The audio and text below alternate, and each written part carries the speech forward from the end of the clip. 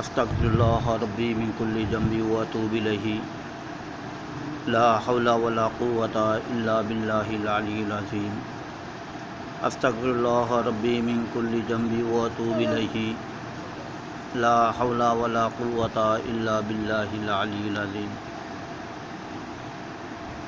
अल्लाहुम्मा सल्लि अला मुहम्मद व अला आलि मुहम्मद कमा सल्लैता अला इब्राहीम व अला आलि इब्राहीम इन्नका हमीदुम मजीद।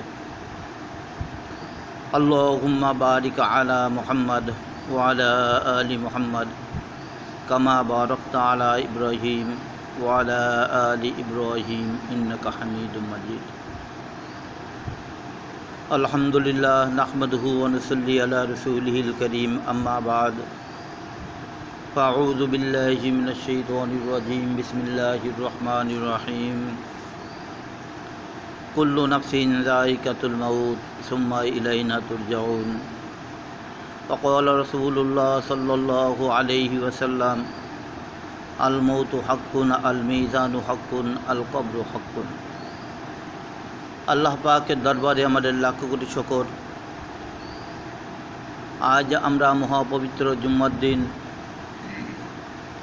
জুম্মার নামাজ আদায় করার উপলক্ষ করে মুমিনের হালাতে মসজিদে আসার তৌফিক দান করেছেন। আমরা আল্লাহর শুকর আদায় করি আলহামদুলিল্লাহ।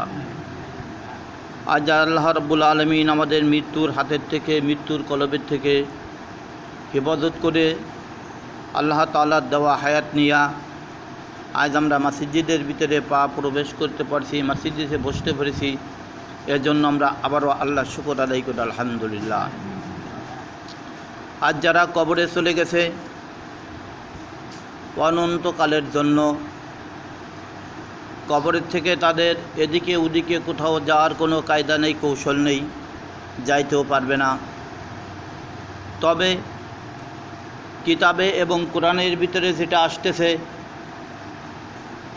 আল্লাহ রাব্বুল আলামিন বলেন, যেই সমস্ত লোকদেরকে তোমরা মৃত্যুবরণ মনে করিও না, বাল আহিয়া ওয়ালাকিন লা তাশউরুন, অর্থাৎ তাহারা জিন্দা, আমরা তাদের সম্পর্কে আমরা কোনো কিছু জানতেছি না বা বুঝতেছি না।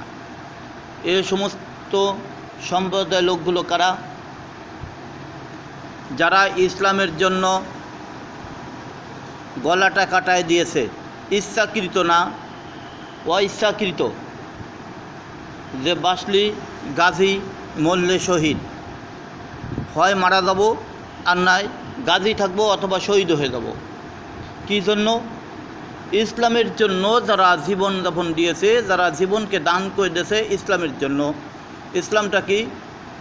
লা ইলাহা ইল্লাল্লাহু মুহাম্মাদুর রাসূলুল্লাহ সাল্লাল্লাহু আলাইহি ওয়াসাল্লাম। আমরা যারা নবীর উম্মত রয়েছি, আমাদের কলম হচ্ছে মুহাম্মাদুর রাসূলুল্লাহ সাল্লাল্লাহু আলাইহি সাল্লাম। হযরত ঈসা আলাইহিস সালাতু ওয়াস সালামের জামানার উম্মতের কলেমা ছিল কি? ইয়া ঈসা রুহুল্লাহ। মূসা আলাইহিস সালাতু ওয়াস সালামের জামানার উম্মতের কলেমা ছিল কি? ইয়া মূসা কালিমুল্লাহ। হযরত ইব্রাহিম আলাইহিস সালাতু ওয়াস সালামের জামানার উম্মতদের কালিমার নাম ছিল কি? ইয়া ইব্রাহিম খলিলুল্লাহ। কিন্তু এর প্রত্যেকটা ভিত্তি, প্রত্যেকটা জায়গায় কিন্তু আল্লাহর নামটা রয়েছে, লা ইলাহা ইল্লাল্লাহু মুহাম্মাদুর রাসূলুল্লাহ সাল্লাল্লাহু আলাইহি ওয়াসাল্লাম। এই ইসলামের জন্য যারা জীবন যাপন দিয়েছে, যারা জীবনকে দান করে দিয়েছে, তারা তো শহীদে মৃত্যুবরণ করেছে। আরও কিছু শহীদে মৃত্যুবরণ করার জন্য কিছু তবকা লাইন রয়েছে। যেরকমভাবে কোনো একজন মুমিনকে যদি হঠাৎ করে সাপে ধ্বংসন করে তাকে তার জীবনটা শেষ করে দেয়, সে একজন মুমিন ছিল, তার শহীদে মৃত্যু হয়। একজন মুমিন সে যদি ডাকাতির মোকাবেলা হতে হয়ে মানুষের দুর্নীতি, রাহাজানি এগুলোকে হেফাজত করতে যদি সে যদি ইন্তেকাল করে, তাহাকে শহীদে মৃত্যু বলা হয়। হঠাৎ করে গাড়িতে অ্যাক্সিডেন্ট করে কোনো একজন মুমিন বান্দা বান্দি যদি ইন্তেকাল করে থাকে, তাহলে তার শহীদে মৃত্যু বলা হয়। কিন্তু মুমিন ছাড়া ঈমান যাদের নাই, তাদেরকে যদি আমরা শহীদ বলি, তাহলে এই শহীদের ভিতরে আপনাদের আমাদের ঈমানের দুর্বল, ঈমানে কি আছে বলেন? দুর্বল রয়েছে। ঈমান থাকতে হবে, মুমিন হতে হবে। এই অবস্থার পর দিয়ে যদি কোনো ব্যক্তি ইসলামের জন্য জীবনকে দান করে দিতে পারে, বিসর্জন করে দিতে পারে, তাহলে তাহাকে বলা হয় কি? শহীদ। তাকে কি বলা হয়? শহীদ।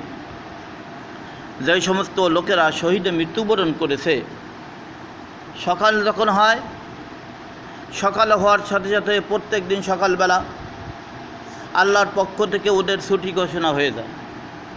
আগের থেকেও তাদেরকে ছুটি দেওয়া হয়েছে, কোরআনে আছে, হাদিসও আছে, যে যারা শহীদে মৃত্যুবরণ করেছে ওরা সারা পৃথিবী ঘুরে বিচরণ করতে থাকে, সারা পৃথিবীতে ঘুরে ঘুরে দেখতে থাকে কোথায় দুর্নীতি, কোথায় রাহাজানি, কোথায় কলমার বিরুদ্ধে কী কাজকাম হতেছে, এই সব জিনিসগুলো তারা ঘুরে ঘুরে দেখতে থাকে।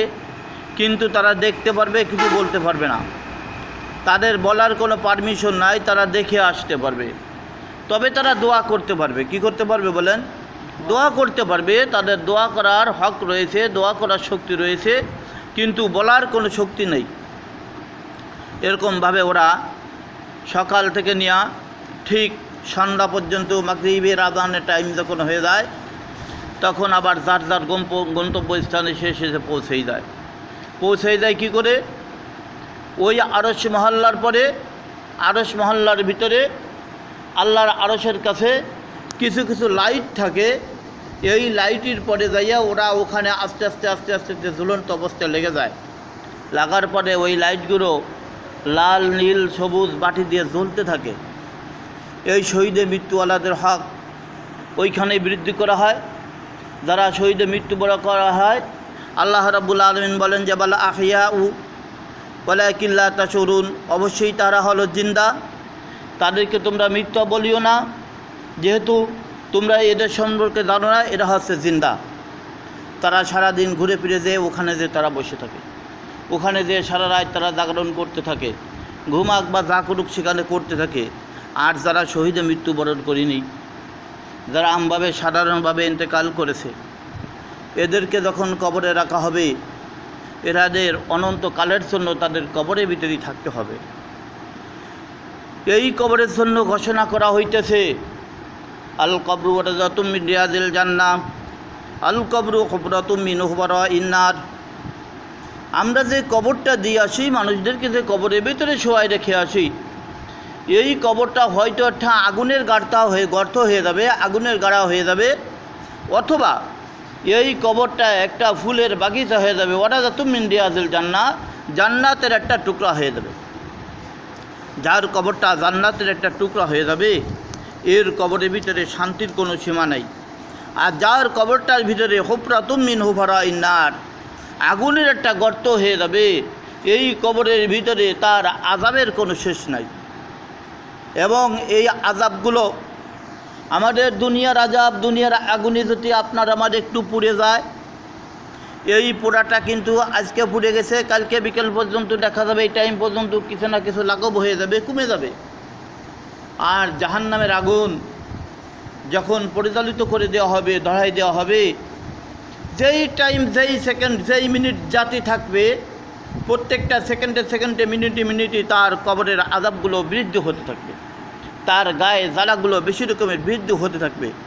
আর ওই কবরের ভিতরে বসে বসে ওই জাহান্নামীওয়ালা ওই কবরের ভিতরে বসে বসে আল্লাহকে ডাকতে থাকবে, ইয়া হান্নান ইয়া মান্নান, ইয়া হান্নান ইয়া মান্নান। এই জিকিরটা ওরা কবরের ভিতরে বসে করবে। করার পরে আল্লাহ রাব্বুল আলামিন সোজা ৭০,০০০ বছর পরে ওই কবরওয়ালার ডাকের কারণে সাড়া দেবে। সাড়া দেওয়ার পরে বলবে যে, হে কবরবাসী, কবর প্রহারী, তোমরা যারা কবরকে প্রহার করতেছো, ওর কবরের ভিতরে কেমন তোমরা আযাবের ব্যবস্থা রেখে দেছো। আমার জাহান্নাম তো কম না, আমার জাহান্নামের আগুনও তো কম না, সে আমার এ হান্নান ইয়া মন্নান বলে ডাকার শক্তি রাখতেছে, তোমরা কত দূর তার কবরের ভিতরে আযাব দিতেছো। ওই ফেরেশতারা আযাবে আরও বৃদ্ধি করে দেবে, আরও আযাবটা বৃদ্ধি করে দেবে, আগুনটা আরও পরিচালিত করে দেবে। ওই কবরের ভিতরে বসে বসে আবারও ৭০,০০০ বছর বসে ডাকতে থাকবে। আল্লাহ রাব্বুল আলামিন রহমান এবং রহিম এই নামের তাল দিয়ে নামের সঙ্গে যখন ডাক দেবে, ডাক দেওয়ার পরে আবার ডেকে বলবে যে, হে কবর প্রহারী, কে রে আমারে ডাকে কেন? এইটুক বলে আল্লাহ রাব্বুল আলামিন আবার চুপ। আবার ৭০,০০০ বছর পরে আবার ডাকের উত্তর দেবে, যে হে কবরওয়ালা, সে আমরা ডাকে কেন, এই ফেরেশতা আমরা ডাকে কেন? কয় যে আল্লাহ আপনারা ডাকতেছে একটা কারণে। বলে কি? বলো ও একটু পানি চাচ্ছে, ওর পানির পিপাসা লেগে গেছে। আল্লাহ রাব্বুল আলামিন বলবেন ইল্লা হামিমা ওয়া গাসাকা, সে যখন আমার কাছে পানি চেয়েছে, আমি দুনিয়ার জন্য যে সমস্ত জিনিসের ওয়াদা দিয়েছিলাম, আমি প্রত্যেকটা জিনিস দুনিয়ার বুকে আমার বান্দার জন্য আমি ওয়াদা পূরণ করেছিলাম। আজ সে কবরের ভিতরে আসার পরও, জাহান্নামে থাকার পরও আবার আমার কাছে পানির দাবিদার হয়েছে, পানির জন্য সে দরখাস্ত করেছে, আবদার করতেছে, ওকে এক গ্লাস পানি দেওয়া হোক। যেই পানি পৃথিবীর বুকে নয়, জাহান্নামের বুকে নয়, সবচাইতে যে পানিটা বেশি উত্তপ্ত, এই পানিটাকে ওরে একটা লোহার পাত্রের ভিতরে ঢেলে দিয়ে ওকে ওর কাছে দেওয়া হোক, ও যেন পানিগুলো খায়। এবার পানির পিপাসার কারণে তার অন্তর, বুক সব কিছু শুকায় যাবে। শুকায় যাওয়ার পরে যখন এই পানিটা তার হাতে দেওয়া হবে, আল্লাহ রাব্বুল আলামিন বললেন ইল্লা হামিমা ওয়া গাসাকা, ও ফেরেশতারা ওই ব্যক্তির কাছে তোমরা এমন পানি দিয়ে দেবা যেই পানিটা সবচাইতে কষ্ট, যেই পানিটা সবচাইতে দুর্গন্ধ, যেই পানিটা সবচাইতে তিতা লাগে, এইরকম একটা পানি ওর হাতে দিয়ে দাও। তখন এই পানিটা দেওয়ার পরে পানির পিপাসার কারণে সে টিকতে না পারিয়া পানির পেয়ালাটাতে হাত দিয়ে ধরবে। হাত দিয়ে ধরার সাথে সাথে হাতের ভিতরে যে মাংসগুলো থাকবে, সমস্ত মাংসগুলো খুলে খুলে খুলে খুলে জাহান্নামের আগুনের ভিতরে পুচপুচ করে পুড়তে থাকবে, সে দেখবে। এবারে সে পানির পিপাসার কারণে তার পানির পিপাসা বিবরণ হবে না। এরপরে কি করবে? ওই পানি ধরে যখন নাকি চুমুক দিতে যাবে, মুখের কাছে নিতে যাবে, মুখে সে মাংসগুলো, গোছগুলো থাকবে, ওই পানির গরমের কারণে ওই পানির ভিতরে ওই সমস্ত পড়ে গলে যাবে। গলে যাওয়ার পরও তার পানির পিপাসার কারণে ওই পানি সে গালের ভিতরে যে যখন নাকি যে খাবে, খাবার জন্য গালের ভিতর দেবে, তার পিছন দিয়ে সমস্ত নাড়ি বুড়ি যা থাকবে সব বাইরে হয়ে যাবে, তবুও সে কিন্তু মরবে না, তার আযাব আরও বিরুদ্ধ হতে থাকবে। আমরা যারা জাহান্নামের ভয় আছে, আমাদের যদি জাহান্নামের ভয় থাকে, জাহান্নাম থেকে যদি আমাদের হেফাজত হতে হয়, তাহলে আমাদের তওবা করতে হবে গুনাহ থেকে। কিসের থেকে? মাত্র গুনাহ থেকে। কিসের থেকে? গুনাহ থেকে। আল্লাহ রাব্বুল আলামিন বলেছেন, হে আমার বান্দারা, তুবু ইলাল্লাহ, তোমরা তওবা করো আমার দিকে, একটা জিনিসের কারণে মাত্র, অন্য কোনো জিনিস নয়। সেই জিনিসটা হচ্ছে কি? গুনাহ। সেই জিনিসটা হচ্ছে কি? গুনাহ। এখন গুনাহ কত প্রকার এবং কি কি, আল্লাহ সেটাও ভাঙ্গাই দিয়েছে যে দুই একটা গুনাহ আছে, সেই গুনাহগুলো আমি আল্লাহ তোমাদেরকে মাফ করলে করে দিতে পারি। সেই গুনাহর দুই একটা বলা হবে আজকে। যেমনটি আমরা এখন নামাজ পড়ার জন্য আসছি, এই নামাজটা কিন্তু কোনো বান্দার জন্য না। কার জন্য নয়? বান্দার জন্য নয়। এই নামাজটা তো হকুল্লাহ, আল্লাহর হস্তে নিয়াত করা হচ্ছে, নয়তো ওয়াদ্দিয়া লিল্লাহি তাআলা রাকাতাই সালাতুল জুমাতে ফারদুল্লাহি তাআলা মুতাআজ্জিহান ইলা জিহাদিল কাবাতি শরীফাত, আল্লাহু আকবার। জানলা আমরা জুমার নামাজ পড়তে আসছি, 2 রাকাত ফরজ নামাজ, তোমার কিবলামুখী হয়ে তোমার কাছে এই ইমামের পিছনে আদায় করতেছি, আল্লাহু আকবার। এই বলে আমরা দাঁড়াচ্ছি, আল্লাহর কাছে নিয়ত। কার কাছে নিয়ত বলেন? আল্লাহর কাছে নিয়ত। এই নিয়তের ভিতরে, এই নামাজের ভিতরে যদি আমার ওয়াজানতে আপনার আমার একটা দুই একটা মাসলা মাসাইল ভুল হয়ে যায়, আল্লাহ রাব্বুল আলামিন এটা ক্ষমা করলে করে দিতে পারে। তারপরও কিতাবে আসতেছে যে আমি আপনি নামাজ পড়ি নেই, এই নামাজ না পড়ার কারণে আমরা কিন্তু ভেস্তে যেতে পারি, একদিন আমাদের সুযোগ আসতে পারে। যেহেতু নামাজটা কার হক? একমাত্র আল্লাহর হক। কার হক? আল্লাহর হক। আল্লাহর হককে যদি আমরা পরিপূর্ণভাবে আদায় করতে না পারি, আমরা পড়তে না পারি, আল্লাহ যদি ইচ্ছা করে আল্লাহর হকের থেকে আল্লাহ রাব্বুল আলামিন আপনারে আমারে মাফ করে দিতে পারে। বলেন সুবহানাল্লাহ। আর একটা হচ্ছে কি? রোজা। এই রোজাটা হচ্ছে আল্লাহর হক। আল্লাহর হস্তে আমরা রোজা রাখি, মানুষকে দেখাবার জন্য যদি কোনো ব্যক্তি রোজা রাখে, তাহলে কিন্তু তার রোজা হবে না। এই যে মানুষকে দেখাবার জন্য যারা রোজা রাখবে, তাদের কোনো রোজা হবে না। এটা হচ্ছে একটা আল্লাহর হক। আল্লাহকে রাজি খুশি করার নিয়ত করে আমাদের রোজা রাখতে হবে। কারণবশত আমি আপনি রোজা রাখতে পারি নাই, এটা আল্লাহর হক। আল্লাহ ইচ্ছা করলে আপনার আমাদের মাফ করলে করে দিতে পারে। আল্লাহু আলাম, আল্লাহ ভালোই জানে। আর একটা হচ্ছে জাকাত। জাকাতটা হচ্ছে আল্লাহর হক, আল্লাহর হস্তে দিতে হবে। এই জাকাতটা আমি আপনি প্রদান করতে পারি নাই বা দিই নাই, ইচ্ছাকৃত দিই নাই, আল্লাহ যদি মাফ করে তাহলে করে দিতে পারে। এরকমের কিছু কিছু গুনাহ আছে যেটা আছে আল্লাহর জন্য। কার জন্য বলেন? আল্লাহর জন্য। কিন্তু হকুল্লাহ, হকুল ওবাদা, হকুল্লাহ যেটা রয়েছে আল্লাহর হক, এটা আপনি আমি আদায় করতে পারি না, এল্লা আল্লাহ মাফ করলে করতে পারে। কিন্তু হকুল ওবাদা, যেটা বান্দার হক, যেটা মাখলুকতের হক, এই হকগুলোকে যদি আমি আপনি পরিপূর্ণভাবে আদায় না করি তাহলে কিন্তু আল্লাহ রাব্বুল আলামিন মাফ করবেন না। এই গুনার কারণে আপনার আমার জন্য ফি নারি জাহান্নামা খালিদিনা ফিহা আবাদা। ফিহা বললে তো হয়েছিল, বলছে কি আবাদা। আবাদা শব্দের অর্থ হচ্ছে কি অনন্তকালের জন্য সর্বক্ষণ সর্বসময় বান্দা তোমার জাহান্নামে জ্বলিত হবে। যদি কেউ কোনো হকুল্লাহ বাদ দিয়া হকুল ওবাদার যদি কেউ কোনো দিনাদায়ী থাকে, এই দিনার গুনাহ কিন্তু আল্লাহ জীবনে কারো ক্ষমা করবে না, ওর কাছ থেকে যতদিন পর্যন্ত যে ক্ষমা সে না আসবে। কিতাবের ভিতরে আছে যদি কোনো ব্যক্তি দুনিয়ার বুকে কোনো গুনার কাজ করে যদি তওবা করে, কিতাবের ভিতরে মাসলার ভিতরে আছে গুনাহ করে যখন নাকি কোনো আল্লাহর বান্দা তওবা করলো, পরে তওবা করার ভিতরে আল্লাহ রাব্বুল আলামিন তাকে ক্ষমা করতে পারে অথবা মাফ করতে পারে, নাও করতে পারে। এই তওবার কিছু ক্যাটাগরি রয়েছে। তওবা কেমন করে করতে হবে? আমরা যদি দুনিয়ার কোনো একজন বান্দার মনে কোনো কষ্ট দুঃখ দিয়ে থাকি এবং আল্লাহর কোনো বান্দা যদি আমার ব্যবহারে কোনো কষ্ট দুঃখ পেয়ে থাকে, তার কাছে যাই আমার ক্ষমা চাইতে হবে, করজোর করে ক্ষমা চাইতে হবে যে তুমি একজন আল্লাহর বান্দা, আমিও বান্দা, আমি বুঝে করি আর না বুঝে করি ভুলবশত আমি তোমার অন্তরে কষ্ট দুঃখ দিয়েছিলাম, তুমি আমার এই কষ্ট দুঃখটাকে তুমি নির্জনে ক্ষমা করে দাও। যদি সে আপনারে ক্ষমা করে দেয় তাহলে আল্লাহ রাব্বুল আলামিন আপনার আমার ক্ষমা করে দেবে। কিন্তু শর্ত আছে। শর্তটা হচ্ছে কি, আমি যে একটা লোককে অপমান অপদস্থ করেছি, ওইখানে কতগুলো লোক ছিল এবং কারা কারা ছিল, এদেরকে ওইখানে হাজির করে তখন ওই হকুল ওবাদা আল্লাহর বান্দার কাছে যে আমাদের মাপ চাইতে হবে। দমক অমক ব্যক্তি এখানে উপস্থিত ছিল, তাদেরকে নিয়ে আসছি তোমার কাছে, তুমি আজকে আমারে মাফ করে দাও। যদি সেই ব্যক্তি এই সমস্ত লোক দেখে যদি মাফ করে দেয়, মাফ করে দেওয়ার পরেও ওই তওবাকারীওয়ালার আরও ৪৫ দিন পর্যন্ত আল্লাহর দরবারে কোনো নেক দোয়া কবুল হবে না, বলি নাউজুবিল্লাহ। কত বড় তওবা, কত বড় সতর্ক। আমরা মুসলমান হয়েছি, আমরা আজকে নামাজ পড়ি, আমরা আজকে রোজা রাখি, আমরা আজকে হজ করি, আজকে আমরা যাকাত দিই, আমরা জিকির আজকার করি, আমরা দান খয়রাত করি, ইত্যাদির ভিতরে লিপ্ত রয়েছি। সুন্নাতি লিবাস আমরা পরিধান করতেছি, সুন্নাতি টুপি আমাদের মাথায় রয়েছে, কিন্তু আপনার আমার পিছনে কোনো খোঁজ খবর নিয়ে নাই। এক ভাইতে আর এক ভাইয়ের সম্পদ লণ্ঠন করে নিয়ে যাচ্ছে।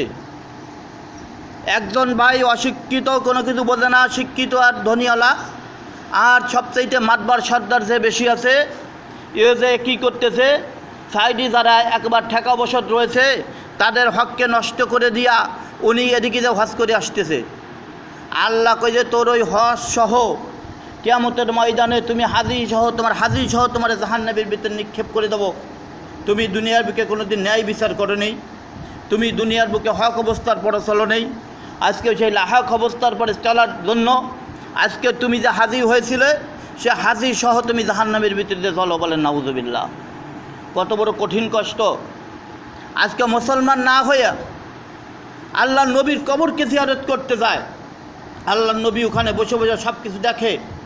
কিতাবের ভিতরে আছে এই দুনিয়ার বুকে, পার্থিব দুনিয়ার বুকে আমরা যারা জীবিত রয়েছি, এই জীবিত থাকা অবস্থায় আমরা যখন রাসূলুল্লাহ সাল্লাল্লাহু আলাইহি সাল্লামের জন্য তার সপরিবার সহ যখন তার আত্মীয় স্বজন সাহাবী আম্মায়ে মুস্তাহিদিন যারা জীবিত আছে, যারা ইন্তেকাল করেছে, তাদের জন্য যখন আমরা দুরুদের মাধ্যমে দোয়া করি, রাসূলুল্লাহ সাল্লাল্লাহু আলাইহি সাল্লাম কিতাবের ভিতরে আছে, মুসলিম শরীফের কিতাবে আসছে, এরা সাথে সাথে ওইগুলোকে শুনতে পারে এবং রাসূলুল্লাহ সাল্লাল্লাহু আলাইহি সাল্লাম ওখানে বসে বসে দেখেন।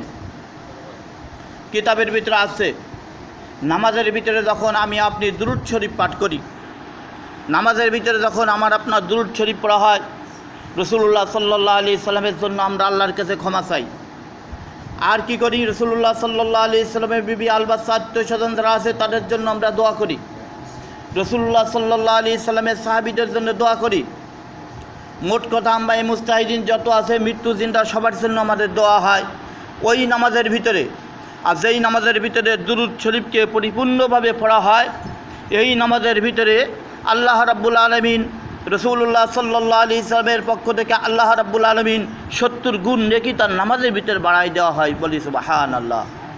যখন আমরা দুরূদ পড়ি তখন রাসূলুল্লাহ সাল্লাল্লাহু আলাইহি সাল্লাম ওই রওজার থেকে আমাদের দিকে নজর করে করে দেখে যে আজকে আমার উম্মতেরা দুনিয়ার বুকে বসে বসে দুরূদ শরীফ পড়তেছে আর দুরূদ পাঠ করতেছে, এই দুরূদের নেকিগুলো রসুলের কবরের ভিতরে যে পৌঁছাইতেছে।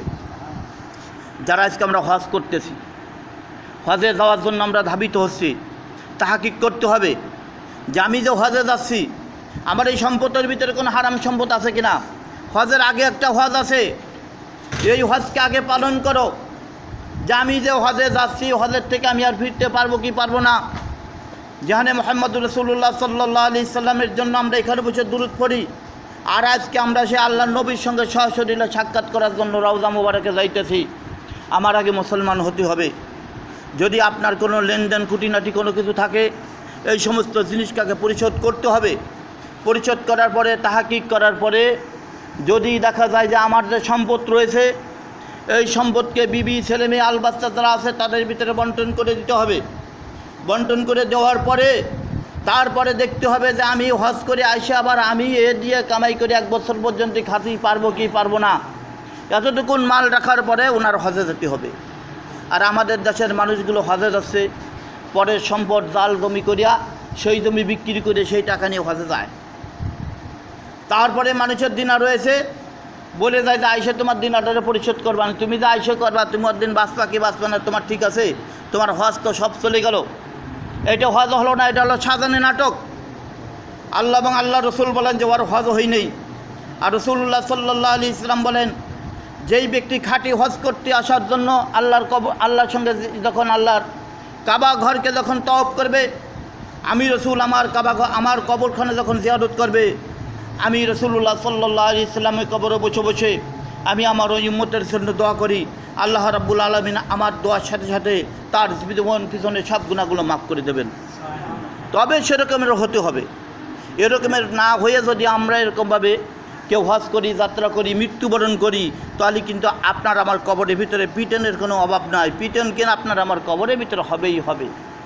এই পিটনের থেকে আমাদের হেফাজত থাকতে হলে দুনিয়ার বুকে বসে বসে আমরা সমস্ত উলামায়ে কিরাম যারা আছে তাদের সঙ্গে বসে বসে কবরের আযাব যাতে আপনার আমার জন্য একটু লাঘব হয়, একটু কমে যায়, এদিকে আমাদের চেষ্টা করতে হবে।